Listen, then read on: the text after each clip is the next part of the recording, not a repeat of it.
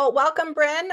We just had a little bit of a discussion about your book. Thank you so much for joining us. I'll just read for everyone before we get to your questions, a quick bio of Bryn, who is an award-winning science writer and former microbiologist, which comes up in a couple places, I think, in the book. After receiving his doctorate from UW, he shifted course through the science communication graduate program at UC Santa Cruz.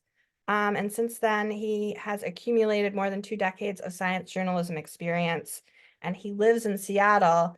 Bryn, this is your first book, right? It is, yes. Yep. Okay, cool.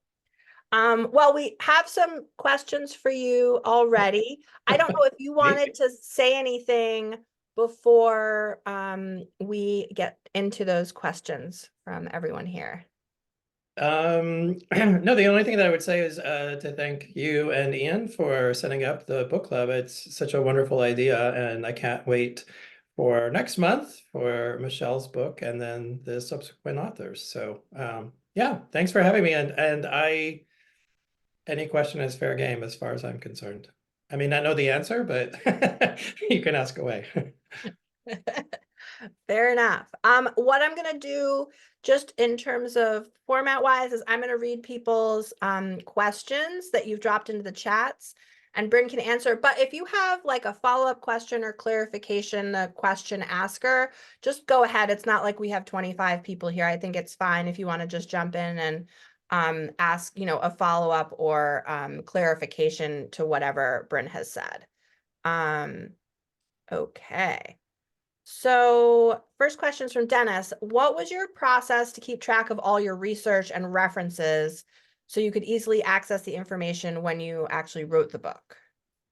Great question. And I think my research experience really helped me in that regard, because even though I hated doing the actual science when I was a PhD candidate, I actually really loved doing the research part of it and the writing part of it. And I did play around with a couple different programs, like Scrivener is a popular one. And I found that actually just sort of an old school approach worked really well for me. And that was nested color-coded folders. So basically what I did is I had a folder for the proposal and everything that I was working on for that. Once I sketched out the 12 chapters, each chapter got its own folder, subfolder. And then within that, I had ones for here are all of the interviews. Here are, here's the chapter outline. Here's travel options. Here's all of the research that's been collected. And then what I tried to do with the research was,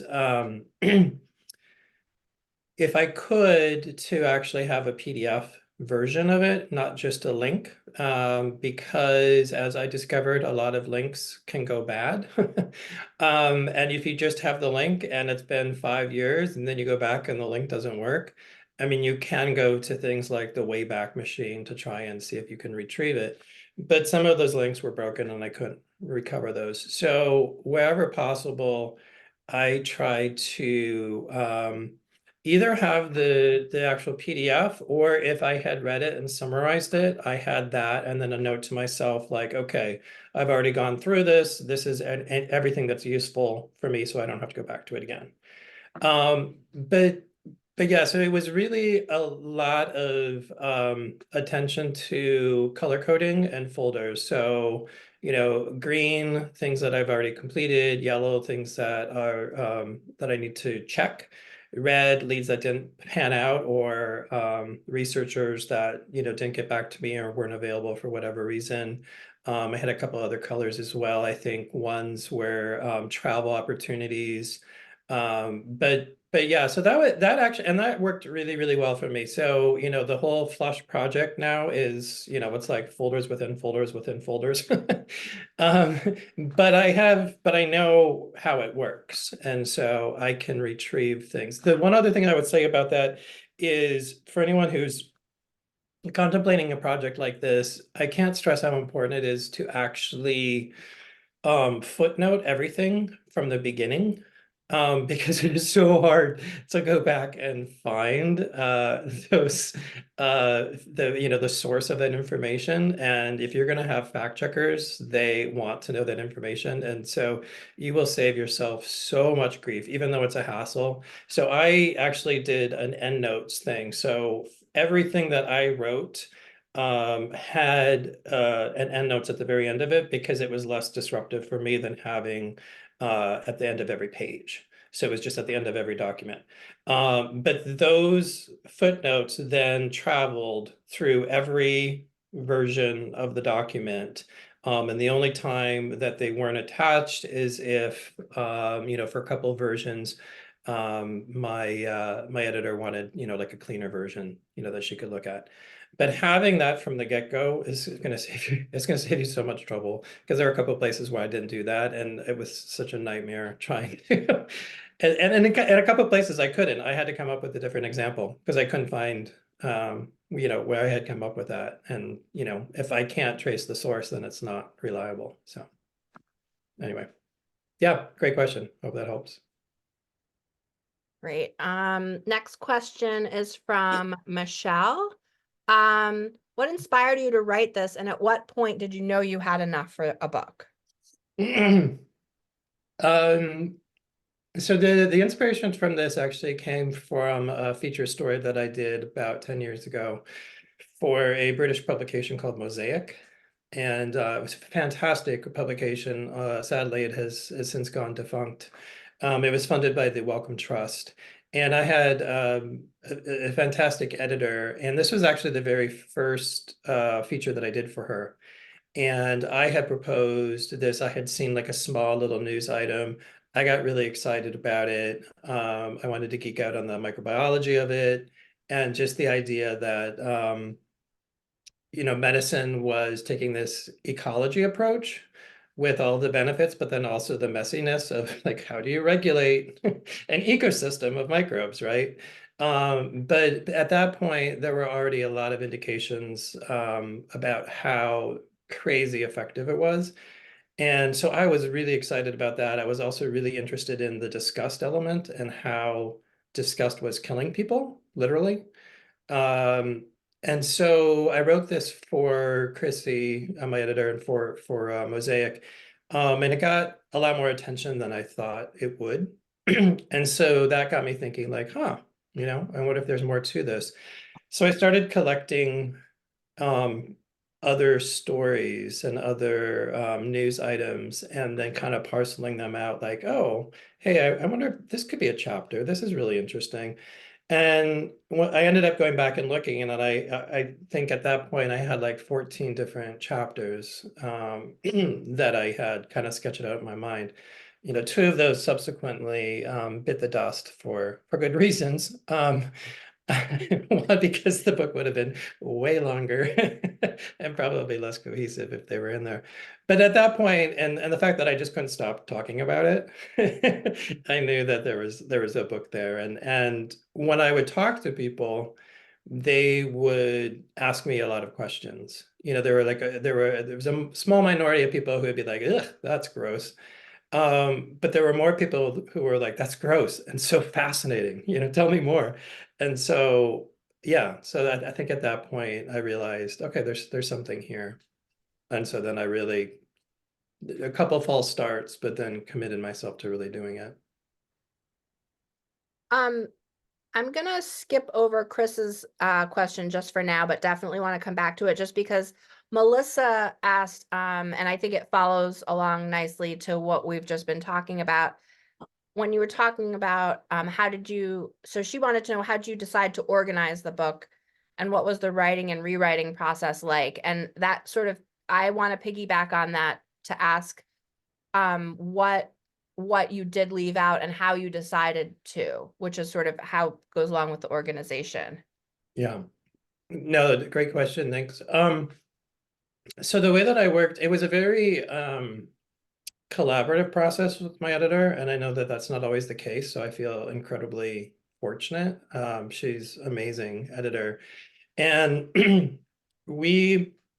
she really wanted me to do one chapter and get it where I thought it was in good shape and give it to her, because then she could see how I was approaching it, and then we could understand how we could work together on it. And Huh. so that first chapter, and I think it was the very it was the very first chapter in the book, because that was a new chapter. I didn't initially have that, but we realized that we needed sort of an introduction of like, what is poop, right? Why do we care? And through that, then I was able to kind of talk about the anatomy and you know, how does digestion work, and what's the larger ecosystem process with animals. But we worked on that chapter a lot, back and forth. And part of the process was that she wanted more of me in it. You know, as a journalist, you're often told to leave yourself out of your reporting.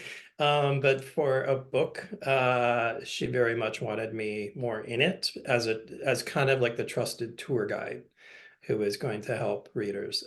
So that was a learning process. You know, and there were reports where she was literally like, more of you here, like spelling it out explicitly. Um, so that was really, really helpful. I would say for just organizing my thoughts for the chapters, one of the things that helped the most was the extensive outlining that I did as part of the proposal process. And that was a lot of work, but part of it was trying to understand for each chapter, can I boil it down to a thesis statement? Like, what am I trying to say in this chapter? Like, what's my argument? Hmm. And how does it relate to the other chapters? And can I build on that? So do I need to reorganize chapters because I have an argument here, but it seems like this argument over here is a basic one, so maybe that should be earlier. And so that really helped me decide how to order the chapters and then what to focus on, what's my storyline. And interestingly enough, in the proposal process, actually, you know, I was really concerned initially with crafting like really compelling leads for each chapter for the proposal, which is not the thing that most agents want you to do. They want the nut graph, why we should care at the top, and then you can sort of back into, you know, your beautiful prose. But having that was so helpful, because then it was just a matter of reorganizing and saying, okay, you know, how do I want to start the chapter? And maybe I can start with this lead, or maybe it's better just to start more directly. And then what are my main arguments? What are my sub arguments? So doing all that work ahead of time, then I had that.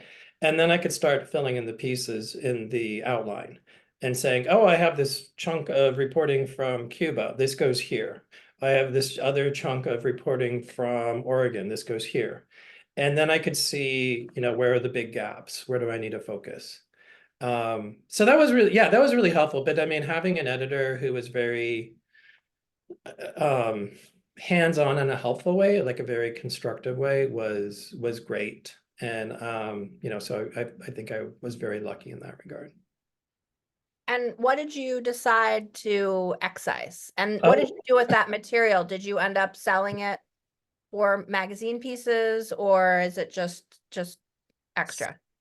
some of it, I had more on wastewater wetlands, and that actually became a piece for Yes magazine. So some of that reporting I was able to use. Um, one of the things that we killed was a lot more on transportation, including transportation fuels, uh, Oh.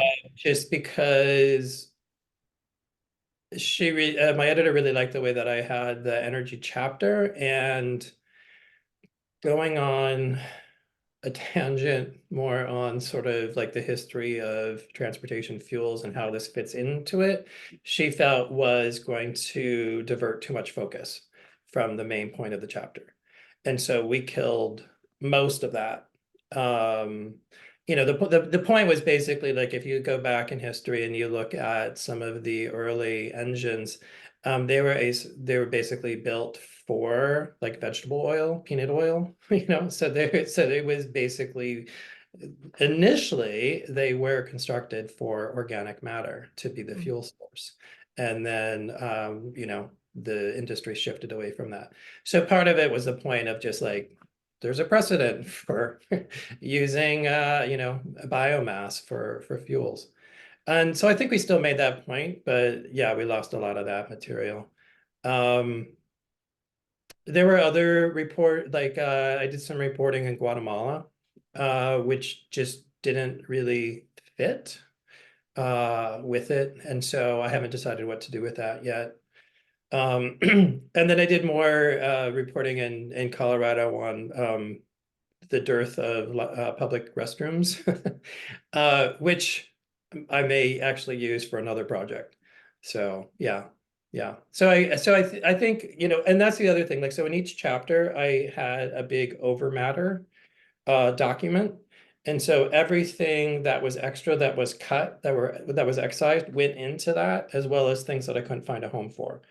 Um, a few times that came in really handy, and I was able to find a new home for that. Uh, but that's a really great resource to go back to if you want to do follow-up stories, because Mm. you have that information. It's useful. Yeah. Great. So Chris's question was, are you now the go-to commenter on poop? Do you embrace that role, or would you like to move on and be known for other expertise as a science writer? Number one for number two. Yeah, yes, yeah, or Professor Pooh. I don't know. Um, Yeah, I mean, I don't mind it. I mean, what's interesting is, there are actually several other science writers who have also tackled this topic, right? So Lena Zeldovich is in New York and has taken a different tack. Chelsea Wald is in the Netherlands. She's written about this from the kind of the sanitation perspective. Other people have written about disgust.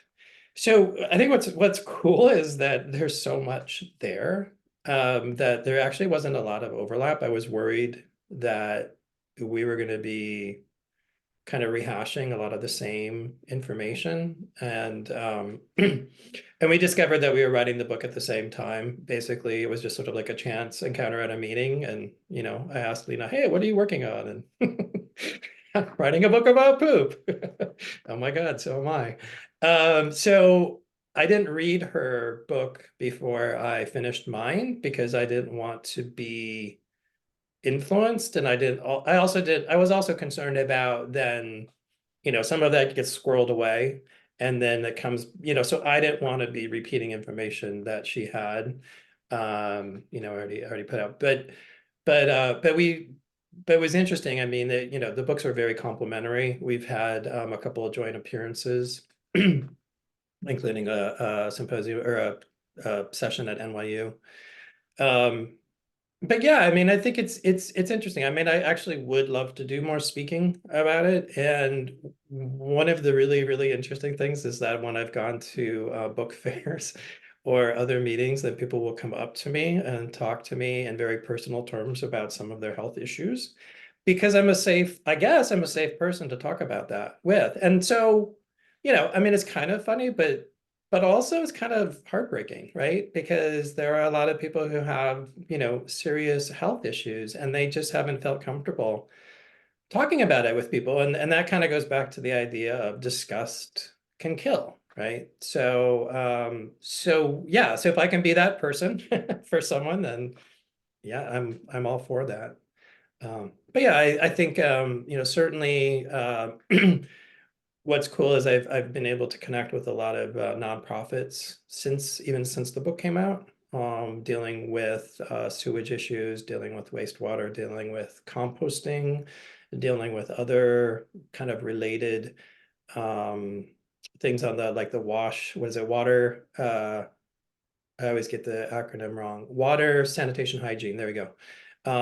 Which is huge. There's a huge space for that. So yeah, so I hope I can continue in some capacity to, you know, be be a person who's not afraid to talk about it. Yeah, Thanks. I can attest to the random people coming and checking out your book at the Portland Book Fair. a few months back and just absolutely launching into their own microbiome in very personal terms. I was like eavesdropping, and I don't mind that stuff, being from a medical-ish family and being interested. And I do feel like when people know they're talking to a science-related person, some of that fear declines. But yeah, I was Yeah. surprised at the number. I wasn't surprised it happened, but I think there were 3 or maybe even 4 over the course of the day, people who got into it. And I was like, wow, Bryn must deal with this a lot. Yeah. Yeah. I mean, and I was able to convince a gentleman to get a colon cancer screening test. He had done the FIT test and it was positive and he hadn't followed up with it. And, so we were able to have that conversation, but I was very blunt with him. I said, this would be a really dumb way for you to die. And his eyes got really big. But then we were able to have a conversation about it. So I was like, okay, tell me a little bit about why is there a fear to do this? Why are you reluctant to do this? And let me tell you, how the test works and why you should do it. And so by the end of it, I think I convinced him to do that. But I don't feel like he had had that conversation with anyone else ever. So yeah, Yeah, yeah. saving lives, Bryn. Um, Hopefully. So Ian wanted to know, you proposed this book, I think in pre-pandemic times, between the actual content, like the wastewater testing stories and the travel restrictions, etc. How different of a book do you think this would have been if COVID hadn't happened? Oh, great Mm, question. Huh. I feel like it was a much more personal book, which helped in a way, because I was forced to sort of look to examples closer to home because I couldn't travel. I had wonderful designs. So it's funny. I mean, as some of you may know, I'm a, a huge Eurovision fan. And we had plans to actually go to the Eurovision contest in 2020 in Rotterdam. And I had planned an entire reporting trip around that, in Denmark, Germany, the Netherlands. Lined up experts, was really excited about that. So that was going to be one of 2 big trips. I was also um, trying to figure out how to get to Dakar, Senegal, for there's one of the projects that I talk about where it's the Omni processor, and I really wanted to see how it was working on the ground and kind of what the community response was. Neither of those trips happened. Um, and so the pandemic became part of the reporting, not just from COVID, which was great in not COVID was not great. Let me rephrase. It was very helpful in the way that there was a lot of scientific activity that was happening close to home, that I could access. So there was this really interesting group in Tacoma that was testing the sewers in Tacoma, and so I got to tag along with them. And then, just sort of digging through other things, I was able to connect with the people in Washington County, Clean Water Services.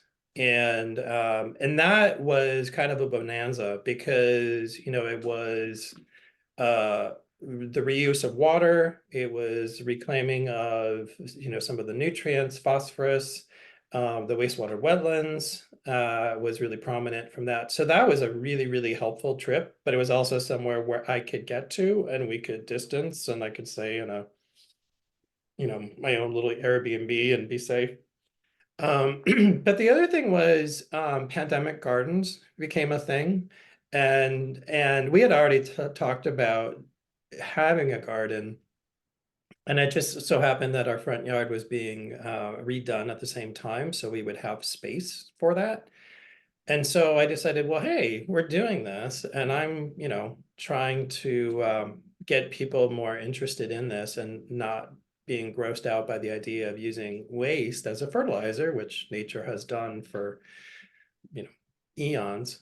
So I should try that myself. And so the garden really became a part of the agriculture chapter. Um, because a part of it, then I was like going back and like, okay, but you know, I'm doing this gardening, but then there are all these regenerative gardening practices. So what was done here before, you know, and then I was able to talk with the indigenous farmer in Tacoma, which was fantastic. And you know, the whole harvest Pierce County, again, that was in Tacoma, you know, so a lot of, you know, so a lot of things in Tacoma actually, and Portland for that matter. But yeah, it was like, what can I do that doesn't involve, you know, flying across the country or to a different country? And how can I make use of reporting that I've already done? And you know, I had already done the reporting in Norway, and I don't know why. I thought that would come in handy someday. And, you know, when I was in Oslo, decided to go to a wastewater treatment plant and so spent like a half a day. And they were so surprised and delighted that I was there that, you know, I basically had my own, you know, tour, and it was fantastic. But I was able to draw on that, you know, because I had taken very detailed notes and a lot of pictures. So yeah, so it was like, what do I have? What are the holes? What's the story that I'm really trying to tell? And can I use different examples to get to the same endpoint? So yeah, you know, I think it would have been a much different book. But yeah, I'm pleased with how it came out. You know, there were opportunities that wouldn't have been there otherwise. Yeah.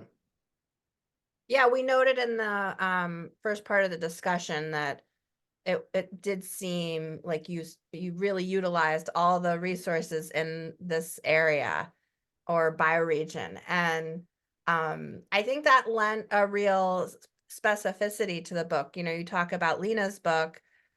She's based in New York City, and so you guys are coming at this problem that has to do with location and specificity of where you are from two Mhm. different places. So of course you're Right. going to have, you know, different books, which is something I hadn't thought about when two people are writing about a similar subject, especially one that has, you know, bioregion as probably a very impactful part of it.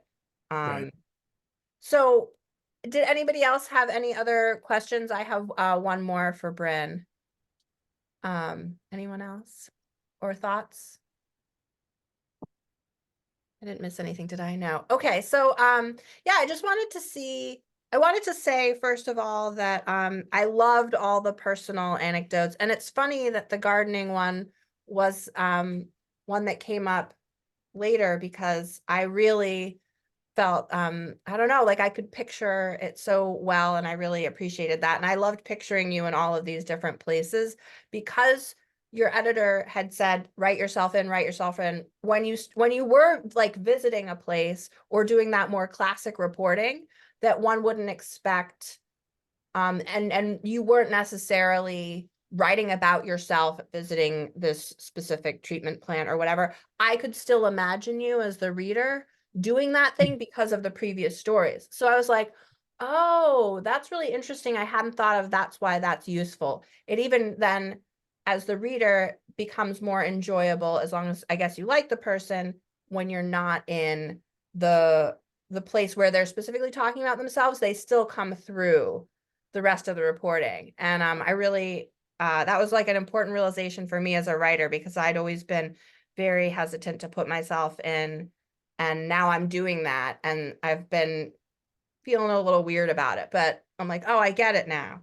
Um, Oh. so I wanted to remark on that. And then I wanted to just ask you, so what are you working on next? And are you doing, and are you, how has this book, it's sort of a two-part but related question. How has this book changed the way you continue to write stories? If it has, have you decided to put yourself in to your, you know, long form magazine pieces more, or whatever it is that you're writing next? Or did something else that came up while you were writing this book inform or influence the writing that you're going to be doing going forward? Great question. Yeah, and let me just the first part of that, just on the comment. One of the things that was really, really helpful for me when I was having this conversation with my editor about the reason for putting more of myself in the book was, you know, she said, you're not going to write, you know, an encyclopedia of poop, right? Like you can't do that. You just can't. But if you put yourself in there and you become a trusted tour guide, people will follow you, your interests, even if they're eclectic. And and I went on tangents, right? Because I was like, ooh, over here, this is really cool. And then this thing over here. And she said, people will go with you if you humanize it and you're seen as a trusted tour guide, right? And so it's a curated tour Mm, to the Met or the Louvre. Like, you can't possibly see everything, right? But you can see what someone thinks is interesting, and you can get an idea of the larger whole through that. So that was really, really useful for me because I was so caught up in like, oh my God, I'm leaving details out, and I'm not being comprehensive enough. And she's like, Bryn, stop it. You can't do that. Like, you can never be comprehensive. Like, you're not writing that. So that was just a really, really helpful realization there. In terms of like how it actually helped or changed my writing, one of the really interesting things that happened was from the disgust chapter. I thought a lot about what's the weaponization of disgust.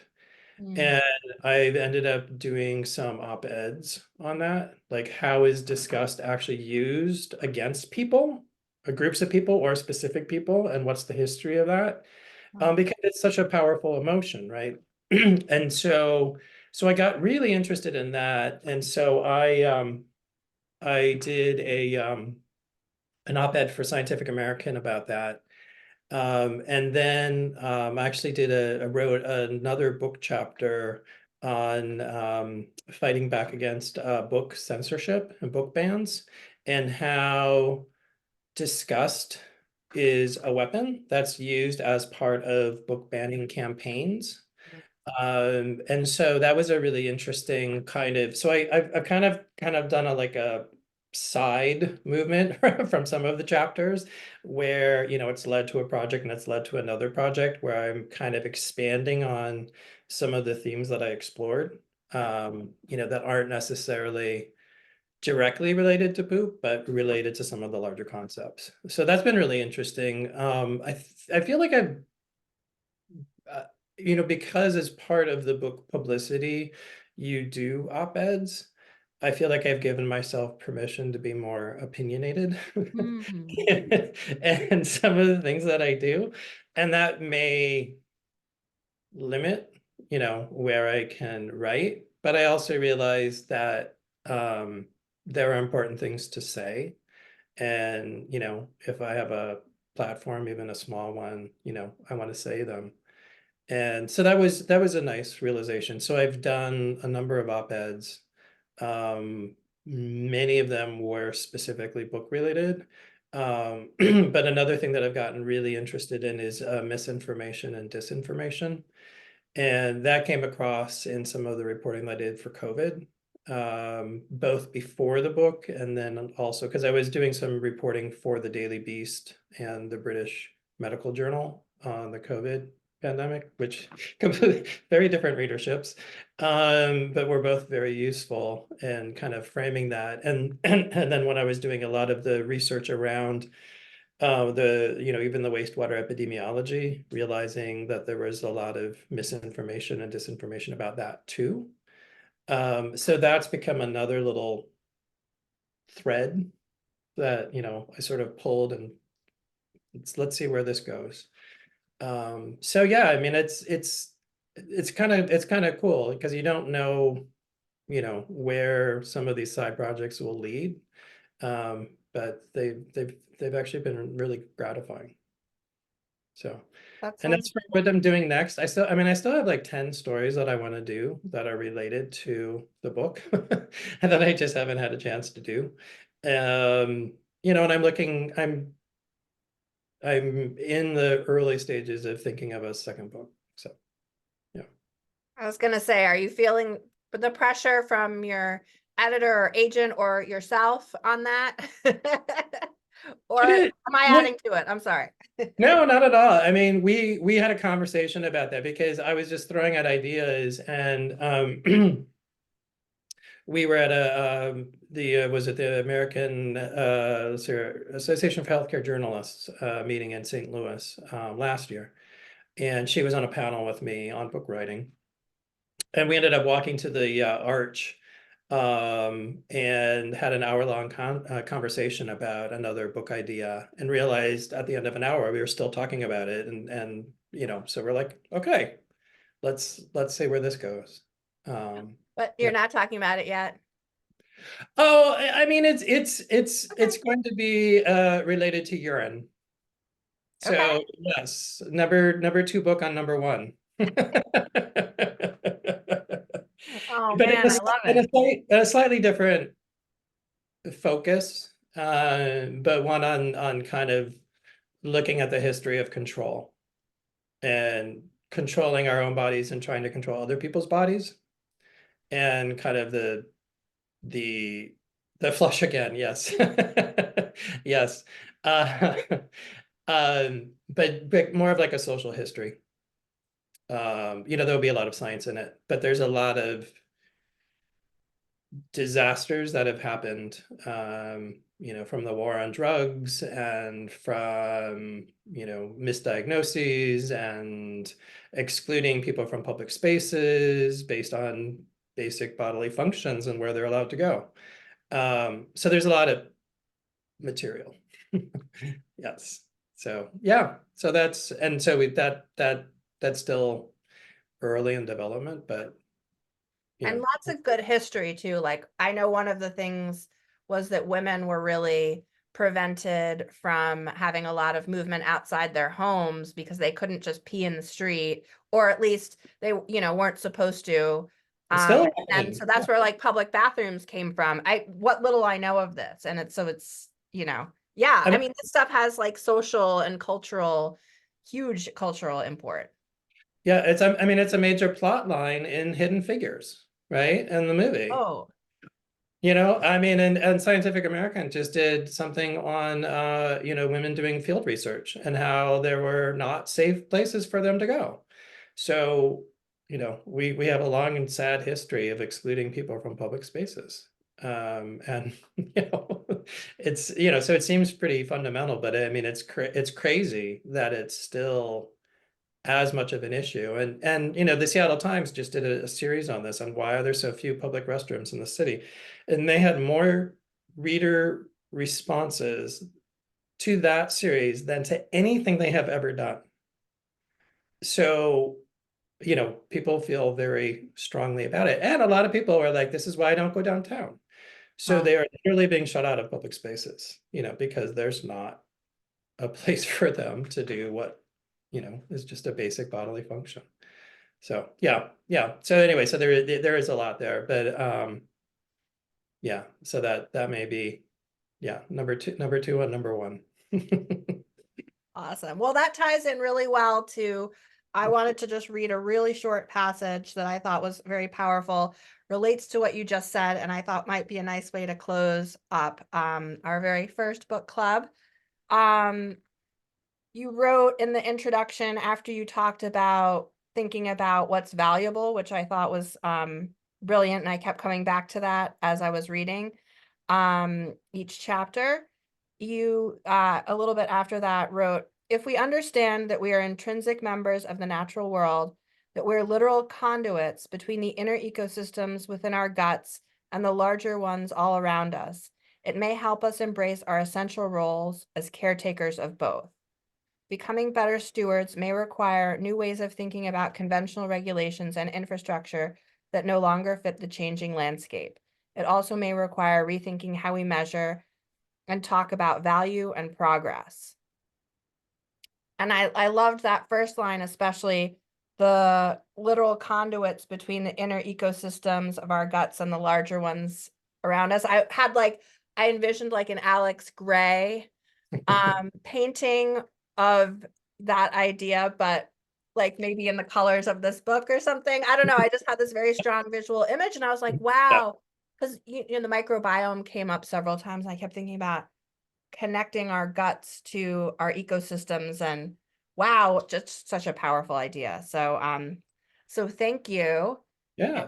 for writing the book, and thank you for being here to speak with us about it and kicking off our very first NSWA book club. Thank you all for making it a success and contributing to the conversation. And I hope you'll join us again next month. Ian is going to tell us briefly about what is coming up then, and we'll close out. Right. Yeah, so next month, our second book is going to be Beloved Beasts by Michelle Nijhuis, which is a fantastic look at sort of among other things, the history of the American conservation movement, and some of the characters involved in that, and some very sort of mixed personalities involved in that. It's a very interesting read. If you haven't gotten to it, I hope people will be able to either go to their library or local bookstore and get a copy of that and read it by next week. The other thing, or next month, not next week. The other thing that if people are interested in kind of a side project for this, Michelle was also very closely involved in the Ken Burns American Bison documentary, which is sort of is a large part of her book, but is also sort of expanded on in that I'd highly recommend folks to take a look at that if you haven't. So yeah, next month is going to be June 5th. It's also the first Wednesday in June. We're going to try very hard to do this first Wednesday thing, as long as it's convenient to the author. We got 2 in a row. I hope we can get a couple in a row before we have to deviate from that. But yeah, so it's going to be 7 p.m., same as this month. We will send out a bunch of announcements about it. Thanks, Ian, and thank all of you again. And this second half, as I mentioned, will be available on the NSWA site as a recording, as will our future author conversations part of book club. So if you can't make it, there will be those available online as well. So I hope to see you all, or as many of you can make it next month. And until then, take care and happy reading. And thanks, Bryn. Yeah. Thanks, everyone. Happy reading. Thanks, Bryn. Thank you.